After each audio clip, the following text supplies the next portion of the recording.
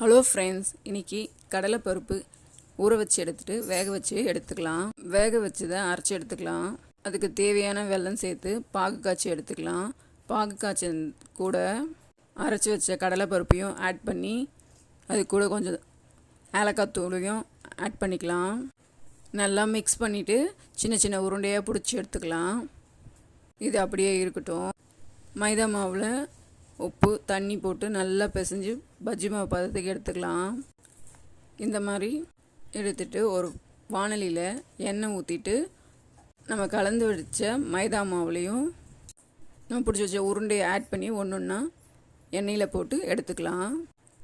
நல்ல கலர் மாறுற வரைக்கும் நல்லா ரெண்டு பக்கமும் ஃப்ரை பண்ணி எடுத்தோம்னா சூப்பரான சொய்யம் ரெடி ஆகிடும். ஈஸியாக 3 பொருள் வச்சு வீட்லேயே சூப்பரான சொய்யம் ரெடி ஆகிடுச்சு. சப்ஸ்கிரைப் பண்ணுங்கள்.